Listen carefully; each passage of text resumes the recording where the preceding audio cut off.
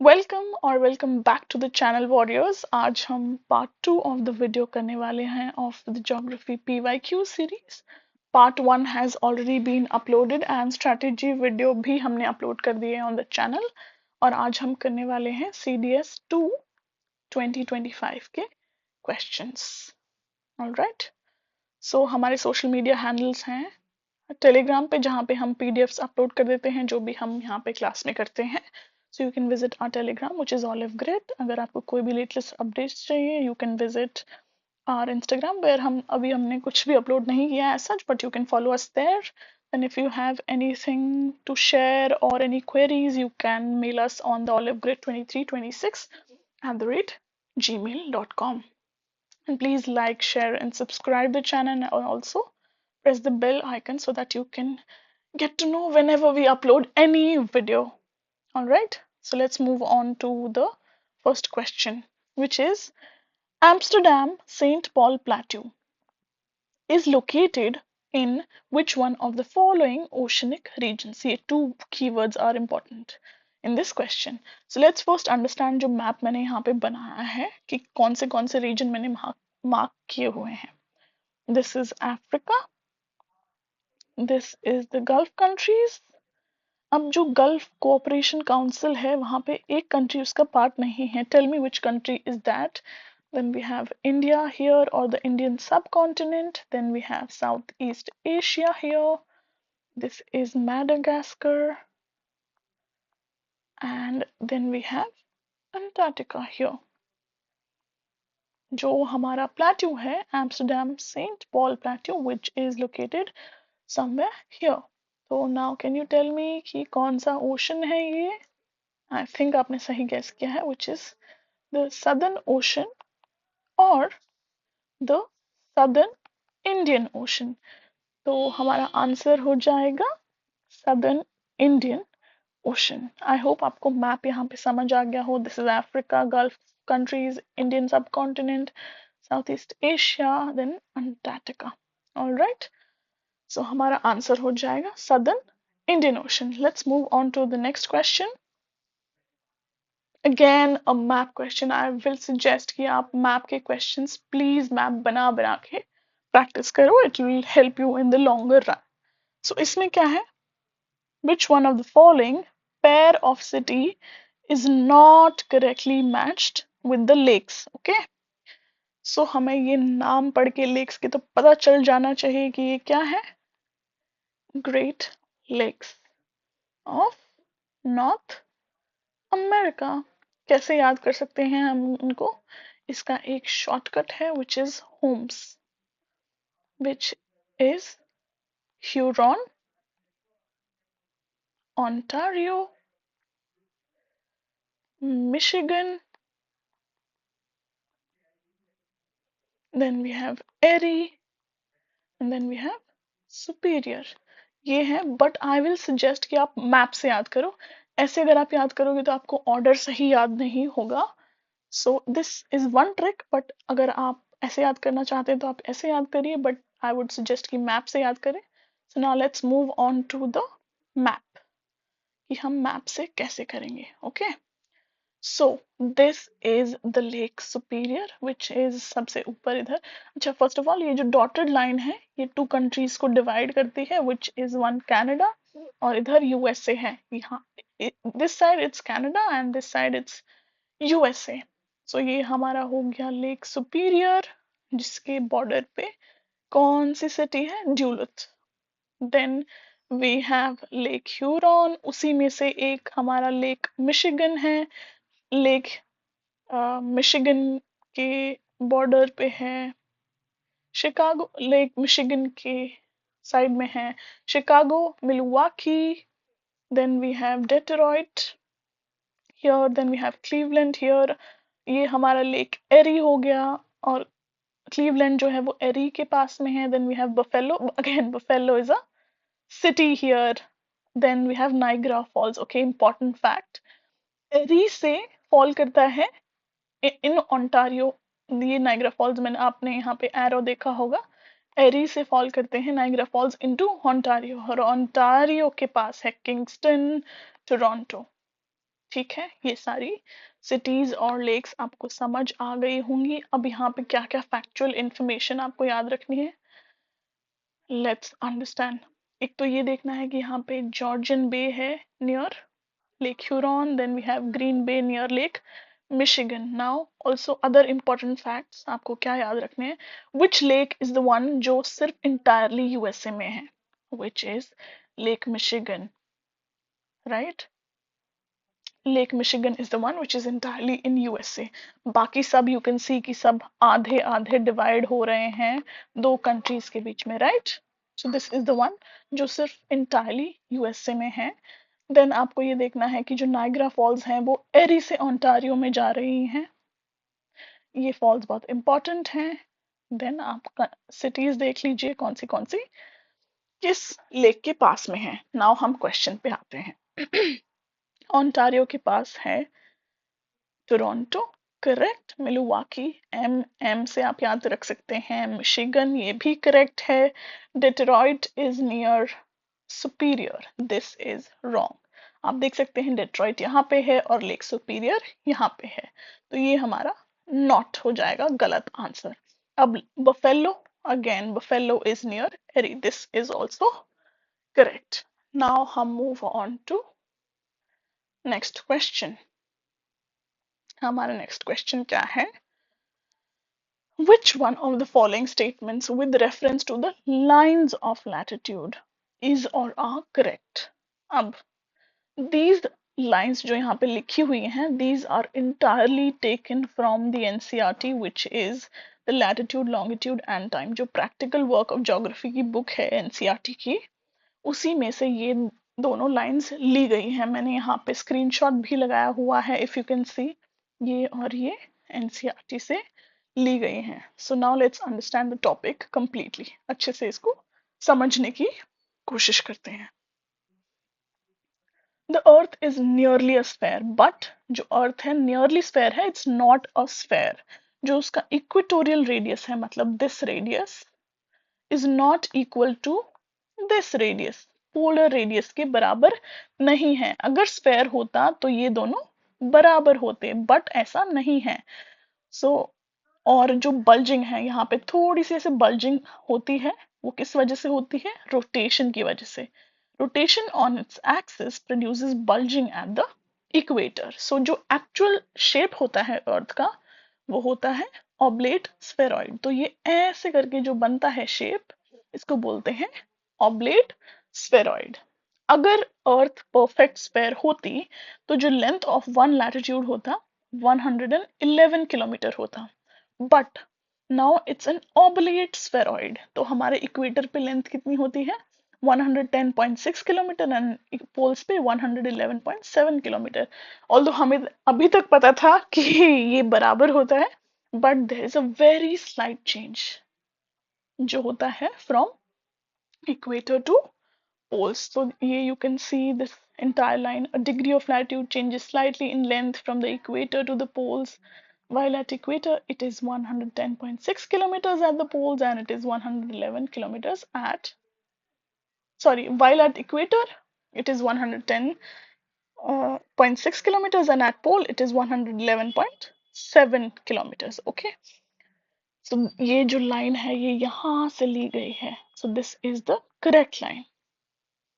अगर आपने एनसीईआरटी नहीं पढ़ी होती तो आप ये क्वेश्चन गलत करके आते, I am sure about that. अब जो नेक्स्ट लाइन है, if the parallels of latitude are drawn at an interval of 1 degree, the total number of parallels thus drawn including the equator will be 179. Let's understand this. अब जो हर एक degree है उसके लिए एक लैटिट्यूड बनाते हैं हम, तो टोटल कितना होना चाहिए था आपके हिसाब से, एक साइड 90 और एक side 90, this equals to 180, right, and एक इक्वेटर हो गया, तो आपके हिसाब से ये कितना होना चाहिए था, 181, राइट। बट एक इक्वेटर हो गया, इस साइड 90 हो गए, इस साइड भी 90 हो गए, बट जो पोल्स पे है that is one dot here, तो ये लाइन नहीं है, ये डॉट बन जाता है इधर, तो ये हम माइनस कर देंगे, so it will be equal to 179। So 181 नहीं होगा, it will be 179. I hope आपको ये फैक्ट इन फैक्चुअल इंफॉर्मेशन समझ आ गई होगी। ये भी लिखी हुई है एनसीईआरटी में। If you can see somewhere here, if the parallels of the latitude are drawn at an interval of 1 degree, there will be 89 parallels in the northern and the southern hemisphere each. The total of the number of the parallels thus drawn including the equator will be 179. तो ये line भी यहाँ से ली गई है। This is also correct. So हमारा answer क्या हो जाएगा? Both 1 and 2, right? अब और क्या फैक्चुअल इंफॉर्मेशन है जो हमें यहाँ से पढ़नी है या कॉन्सेप्ट है? सो फर्स्ट ऑफ ऑल, कैसे आप याद करेंगे कोई चीज लैटिट्यूड है? This is latitudes. ये ऐसे जो लेटे हुए हैं, यू कैन से। आपको ये कर्व इसलिए दिख रहा है क्योंकि अर्थ एक राउंड या स्फेयर या ऑब्लेट स्फेरॉइड है, इसीलिए। अदरवाइज अगर हम एक फ्लैट सरफेस पे जब मैप बनाते हैं तो हमारी लाइन जैसे स्ट्रेट होती हैं, but because of the curve ये थोड़ी सी आपको ऐसे कर्व में दिखेंगी, ठीक है? Now, I'm sorry for the noise that is coming. I can't help it. I'm really sorry about that. Please don't mind.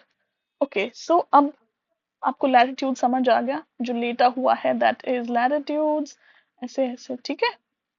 Now longitude is जो स्टैंडिंग है, उसको आप लॉन्गिट्यूड समझिए, ठीक है?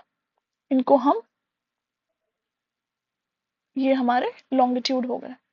अब ये जो यहाँ पे लैटिट्यूड्स हैं, इनको हम बोलते हैं पैरेलल्स ऑफ लैटिट्यूड या लाइंस ऑफ लैटिट्यूड, और इनको बोलते हैं मरीडियंस ऑफ लॉन्गिट्यूड। क्यों? जो ये मेन जो लाइन है, जैसे यहाँ पे लैटिट्यूड्स में इक्वेटर है, इधर प्राइम मरीडियन है,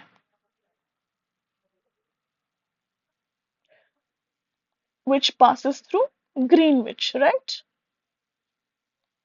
सो इनको हम लाइंस ऑफ लॉन्गिट्यूड बोलेंगे या मरीडियंस ऑफ लॉन्गिट्यूड बोलेंगे। अब इन दोनों में डिफरेंस क्या है?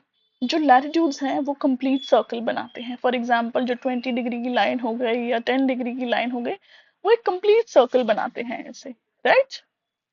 बट जो लॉन्गिट्यूड्स हैं वो सेमी सर्कल बनाते हैं। Let me tell you how. For example, ये हमारी अर्थ हो गई, ये हमारा प्राइम मेरिडियन हो गया जो कि 0 डिग्री हो गया।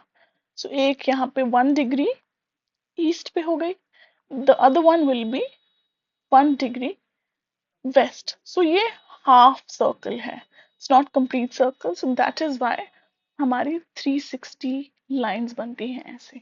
ऑल राइट, सो ये सेमी सर्कल होता है, not a complete circle. Complete circle कब बनेगा? जो 1 डिग्री ईस्ट और जो उसके ऑपोजिट वाली लाइन है वो मैच करेंगे। दिस इज नॉट ऑपोजिट वाली लाइन, ठीक है? जो ऑपोजिट लाइंस होंगी वो मैच करेंगी, तब वो एक कंप्लीट सर्कल बन जाएगा। ऑल राइट, ये सर्कल होता है, ये सेमी सर्कल होता है। ऑल राइट, अब जब नेक्स्ट है length is almost equal to equator. Latitudes है, उसकी जो लेंथ है it's almost equal but not equal. जो हमने ये लाइन पढ़ी है, it's almost equal but not exactly equal. Equator पे 110.6 है, पोल्स पे 111.7 है। अब जो लॉन्गिट्यूड्स है, यू कैन सी, ये जो हमने बनाया था यहाँ पे, यू कैन सी कि यहाँ पे कम डिस्टेंस है इन दोनों के बीच में, बट यहाँ पे बहुत ज्यादा डिस्टेंस है, ठीक है? क्योंकि ये सारे कन्वर्ज हो जाते हैं यहाँ पे at poles. All right. So then it is maximum at the equator 111.3. Maximum at equator. Maximum at equator. And minimum at poles 0 kilometre, 0 kilometre, because ये converge हो जाते हैं, intersect करते हैं इधर पे, right? Then it is used to what? Latitude is used to demarcate temperature zones. How? अब आपने ये देखा होगा, let me just rub it.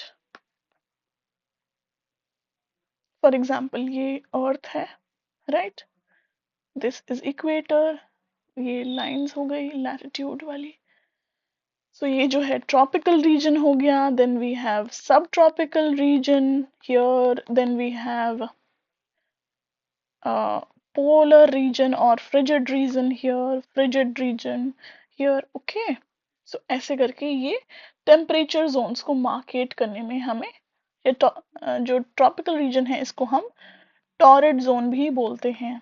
All right, सो ऐसे टेम्परेचर जोन्स को डिमार्केट करने में हेल्प करते हैं हमारे लैटिट्यूड्स। देन जो लॉन्गिट्यूड्स हैं वो हमें हेल्प करते हैं to determine the local time. कैसे? जैसे फॉर एग्जाम्पल ये 1 डिग्री ईस्ट है, सो हम प्राइम मेरिडियन से टाइम कैलकुलेट करते हैं, राइट? प्राइम मेरिडियन को एक सोर्स पॉइंट माना जाता है, राइट, जहां से हम टाइम कैलकुलेट करते हैं। सो हर एक डिग्री पे 4 मिनट्स 4 मिनट्स होते हैं, राइट? सो ऐसे ही करके इंडिया के थ्रू 82.5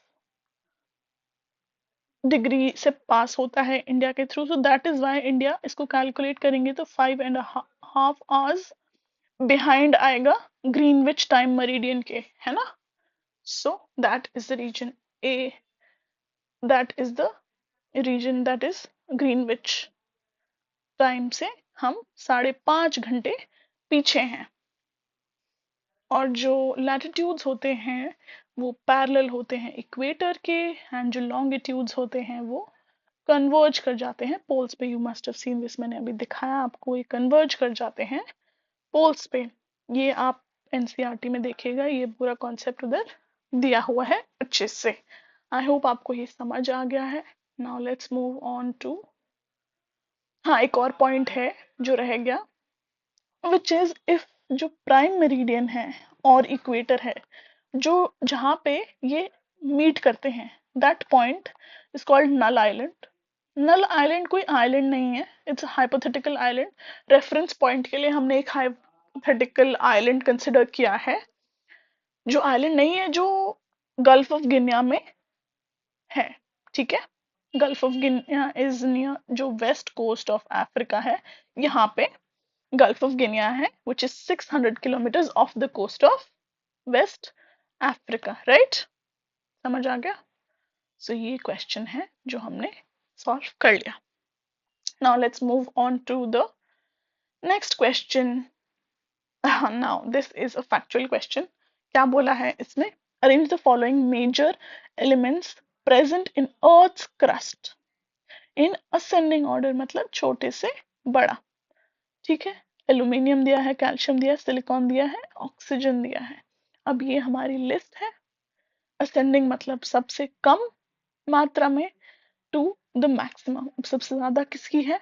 ऑक्सीजन, तो मतलब फोर्थ पोजीशन पे ऑक्सीजन आएगा, मतलब ये ऑप्शन और ये ऑप्शन तो नहीं होंगे। अब सबसे कम किसका है इनमें से? सिलिकॉन है, कैल्शियम है, या एल्यूमिनियम है? सिलिकॉन और एल्यूमिनियम तो ज्यादा है, कैल्शियम की कम है, सो टू पहले पे आएगा, so this is the answer, ठीक है? अब इसको याद कैसे करना है? R silly aunt feels cold near mountain kangs, इसको आप ऐसे याद कर सकते हैं। ओ से ऑक्सीजन, सिली से silicon, then we have aunt is aluminium, then we have fields is iron, then we have cold से calcium, then we have near से हम याद करेंगे sodium, then we have mountain से हम Mg magnesium, then we have gangs से potassium, और फिर then you can remember NH end में, ठीक है? National highway. नाउ ये लिस्ट आपको ऐसे याद करनी है। ये मैंने ट्रिक दे दी, जो क्वेश्चन में मैप्स हैं वो मैं मैप्स बना के दे देती हूँ, जो उसमें आप ट्रिक से याद कर सकते हैं वो मैं ट्रिक्स दे देती हूँ। आई होप आपको ये समझ आ रहा है। नाउ अर्थ क्रस्ट और अर्थ आर टू डिफरेंट थिंग्स, ठीक है? अब अर्थ में क्या क्या है मेजर एलिमेंट्स, उनको याद कर लेते हैं। इसको कैसे आप याद करोगे? IOS MNS। iOS is Apple का operating system and MNS is military nursing service. आप इसको ऐसे याद कर लीजिए, ठीक है? इसमें सबसे ज्यादा आयरन, ऑक्सीजन, सिलिकॉन, मैग्नीशियम, निकल एंड सल्फर, ये दो अलग अलग टेबल्स हैं। ये अर्थ क्रस्ट, सिर्फ क्रस्ट में पूछा है तो ये वाला टेबल, इंटायर अर्थ पूछा है जिसमें क्रस्ट और मेंटल कोर सब आ जाता है, ठीक है? तो ये फिर ये वाला टेबल आपको याद करना है। So next let's move on to the next question. Again एक और क्वेश्चन था जो आया था पेपर में, उसी पेपर में, वो भी मैंने यहीं पे मार्क कर दिया है। सो क्या है, permanent gases, arrange the following permanent gases. जो परमानेंट गैसेस का मतलब क्या होता है, जिनका रेशियो चेंज नहीं होता है with time in the atmosphere. So present in the atmosphere in ascending, again this, ये भी असेंडिंग ऑर्डर में है। इसके बहुत अलग अलग टेबल्स दिए हुए हैं ऑन द इंटरनेट या अलग अलग सोर्सेस पे, but the most formal one या जो मोस्ट ऑथेंटिकेटेड वन है वो मैं आपके लिए यहाँ पे ले आई हूँ। अब इसको कैसे याद करना है, पहले हम क्वेश्चन सॉल्व कर लेते हैं, फिर याद करने की टेक्निक को जानेंगे। क्या क्वेश्चन है, हीलियम, हाइड्रोजन, नियॉन, जेनॉन। अब इसमें असेंडिंग मतलब सबसे कम क्या हो गया, हाइड्रोजन। अब हाइड्रोजन जो सेकंड पे है, तो सेकंड यहाँ पे कौन से में, इन दोनों में है, ये दोनों कैंसिल हो जाएंगे। सो फोर्थ, तो फिर नेक्स्ट इज जेनॉन, फोर्थ आएगा, दोनों में फोर्थ है। Then we have helium and then neon. Okay, so helium is on first, so हमारा आंसर हो जाएगा ये। ठीक है, अब इसको कैसे याद करना है, आप इसको चंकिंग की थ्रू याद करना है। चंकिंग कैसे होती है, chunking is NOACO2, nitrogen, oxygen, argon and CO2, ऐसे हुआ। फिर NeHe, ये चंक बनाया। फिर आपने क्रिप्टॉन और जेनॉन का क्रंच बनाया, और फिर हाइड्रोजन। ऑलराइट, ये आप ऐसे चंकिंग के थ्रू याद कर सकते हैं। NO, nitrogen, oxygen, argon, CO2, carbon dioxide, neon, helium, then we have krypton, xenon and then hydrogen. आप ऐसे चंकिंग के थ्रू याद कर सकते हैं, या तो निमोनिक हो आपके पास, या आप चंकिंग के थ्रू याद कर लीजिए, कोई भी चीज जो आपको याद करनी है। So now let's move on to the next question. तो जो नेक्स्ट क्वेश्चन है हमारा, लिस्ट 1 और लिस्ट 2 को हमें मैच करना है। लिस्ट 1 में क्या दिया गया है, Comoros island, बैफन island, Sri Lanka and Andaman, और ये टेक्टोनिक प्लेट्स कौन सी जिससे ये मैच होता है, right. North American plate, African plate, Eurasian plate, Indo Australian plate, ये हमें दिए हुए हैं। अगर हमें नहीं भी पता है कि कौन सी प्लेट किसके हैं, बस आपको ये पता होना चाहिए कि ये जो जगहें हैं ये कहाँ पे फॉल करती हैं। अब कोमोरोस अगर आपको पता है, Comoros falls into Africa, Baffin Island is in North America, Sri Lanka is in Asia, Andaman Nicobar again Asia. अब कैसे करेंगे इसको, पहले हम थोड़ा मैप पढ़ते हैं। अगेन दिस इज अफ्रीका, ये GCC हो गया, गल्फ कोऑपरेशन काउंसिल की कंट्रीज, यहाँ पे यमन है। देन वी हैव इंडिया या Indian subcontinent, then we have south east Asia, यहाँ पे चाइना हो गया। ऑलराइट, ये हो गया हमारा Sri Lanka. This is Chagos islands, Chagos islands में जो अभी रिसेंट न्यूज है वो आप मुझे बताइए, मैं बता देती हूँ। ब्रिटिश ने ससीड कर दिया है इसको, मॉरिशस को। इसके अंदर एक बेस है which is Diego Garcia base, जो स्टिल अभी USA के पास है, क्योंकि उन्होंने एक अग्रीमेंट बनाया था UK ने और USA ने, so it's still with USA। ये हमारा मैडागास्कर हो गया, एंड ये हमारा कॉमोरोस हो गया, ये हमारा सेशल्स है, ये हमारा अंडमान एंड निकोबार है। अब हमारे ये दिस इज अंटार्कटिका, ठीक है। हमारा बैफन आइलैंड किधर है, Baffin island, this is Canada, this is USA, this is Baffin island. Alright, कहाँ पे हो गया, नॉर्थ अमेरिका में, this is Alaska, again this is under USA। Alright, अब हम इसको कैसे करेंगे, अब हमें नहीं पता है फॉर एग्जाम्पल कौन सा कहाँ पे, ये तो मैंने आपको मैप पढ़ा दिया, बट अगर हमें नहीं पता है कि कौन सी चीज कहाँ पे है, तो सबसे पहले कोमोरोस कहाँ है, अफ्रीकन प्लेट, ये मार्क कर लिया हमने। A3, A सॉरी 2, A2 तो ये दो ऑप्शंस चले गए, right. Baffin island is in North America, तो B1। सो हमारा ये ऑप्शन भी गया, तो हमारा आंसर ये हो गया। ठीक है, आपको अगर सिर्फ दो चीजें भी पता होती तो आप ये कर लेते। All right, so now let's move on to the next question. Next question हमारा रिलेटेड है अर्थक्वेक से। क्या पूछा है यहाँ पे? Which one of the following statements with reference to Richter scale are correct? अब क्या रिक्टर स्केल हमारी इंटेंसिटी स्केल है of the earthquake, और Richter indicates the amount of energy released during the earthquake? अब सबसे पहले हम थोड़ा earthquake समझते हैं।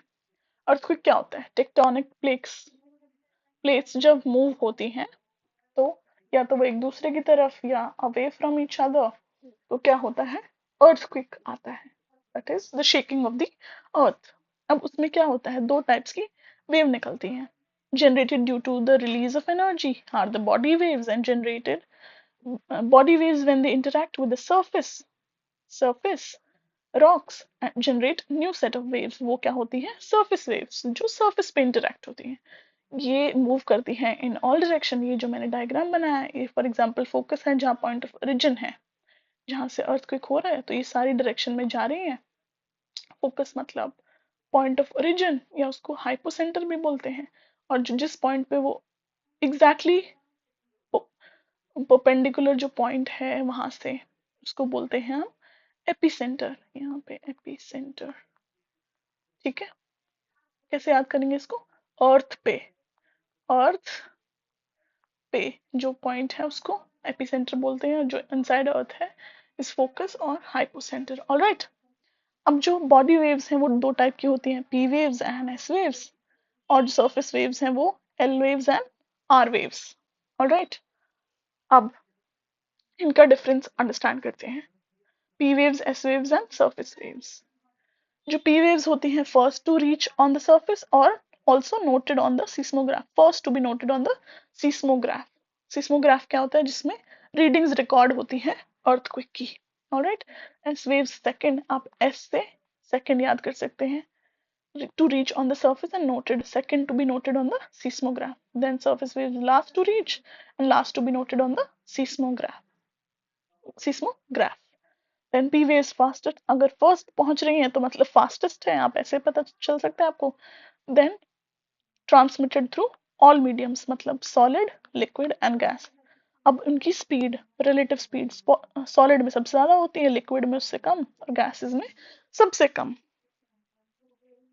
सो जो एस वेव्स हैं इसमें दो चीजें कैसे याद करोगे? Second to reach on the surface and सिर्फ ट्रैवल थ्रू सॉलिड। एस से सॉलिड, सिर्फ सॉलिड के थ्रू ट्रैवल होती है, डजंट पास थ्रू कोर। क्योंकि रीजन बताएगा कोई मुझे?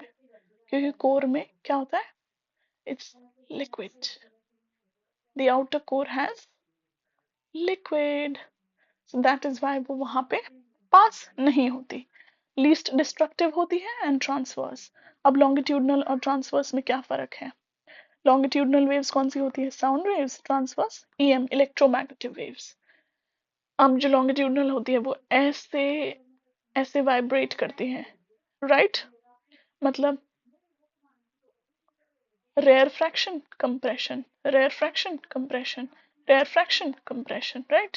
इसमें ये क्रेस्ट ट्रफ, क्रेस्ट ट्रफ ऐसे होता है। It's perpendicular to the motion of propagation. This is parallel to the motion of propagation.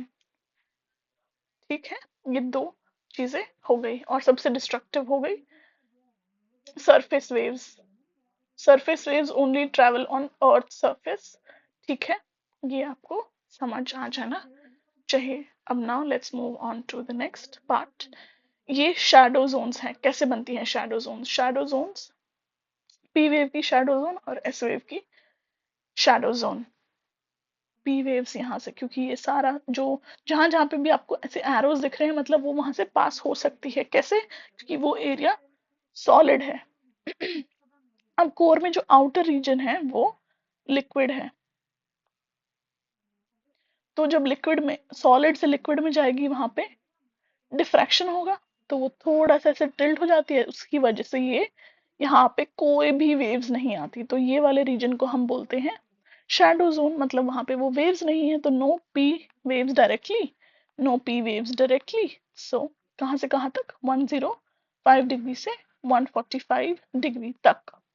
So it is P wave shadow zone.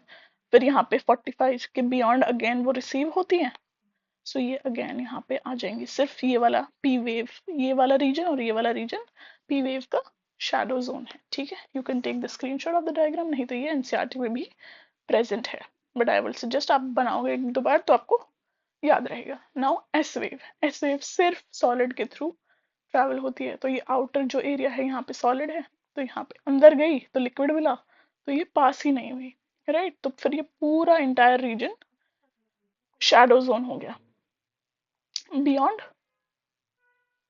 105 degree. ठीक है, एस वेव का शैडो जोन, ये question आ सकता है कि कहाँ से कहाँ तक का एरिया दोनों का शैडो जोन है, तो आपको याद रखना है 105 डिग्री से 145 डिग्री दोनों, और ये 105 डिग्री के बियॉन्ड। ठीक है, और नेक्स्ट जो फाइनल क्वेश्चन से रिलेटेड चीज है वो आ गई। रिक्टर स्केल क्या मेजर करता है, मैग्नीट्यूड। मैग्नीट्यूड का मतलब क्या होता है, amount of energy released at the focus of the earthquake. ये एक लॉगरिथमिक स्केल है, 0 से 9 तक होता है, 0 is the least, 9 is the highest. Instrument क्या होता है, सीस्मोग्राफ। मर्केली स्केल या मर्सली स्केल measures intensity, intensity का मतलब इफेक्ट ऑन पीपल और बिल्डिंग्स एंड एनवायरमेंट, ये होता है इंटेंसिटी। ठीक है, इसको कैसे याद करेंगे, M Mercalli ends with I, तो Mercalli scales measure intensity, right. Descriptive scale है 1 से लेके 12 तक, 1 इज द लीस्ट और ये 12 हाईएस्ट है, ये रोमन न्यूमरल्स में होता है। ठीक है, based on observation, I witness reports. ठीक है, सो हम जाते हैं क्वेश्चन पे।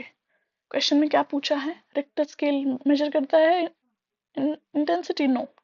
मर्सली स्केल, मर्सली मेजर्स इंटेंसिटी, और जो रिक्टर मेजर करता है वो क्या होता है, indicates amount of energy release during earthquake. Of course magnitude तो यही होता है, सो इसका आंसर क्या हो जाएगा, only 2। All right, now let's move on to the next question. हमारा नेक्स्ट क्वेश्चन क्या है, related to glacial, I'm sorry about the noise that is coming. Glacial trough. ये हमारा question, which one of the following statements with reference to glacial trough is or are correct। अब alpine glacial, अब देखो क्या होता है, mountain में ऐसे वैल्यूज होती हैं। उससे भी पहले हम ये याद करते हैं कि जो रिल्स होती हैं, थोड़ा थोड़ा ऐसा जब वाटर पास होता है कहीं से, उसको रिल्स बोलते हैं। Then gullies and then forms valleys.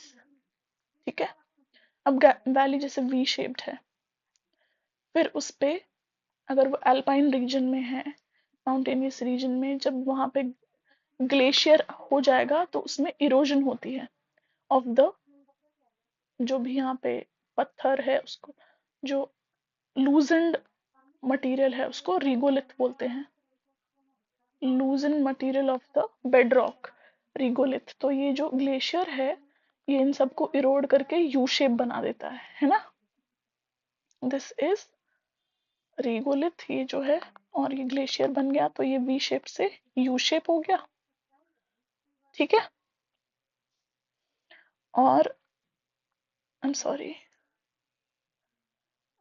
valleys of the soil, alpine glaciers tip valleys of their soil, regolith and sediments to form a glacial trough।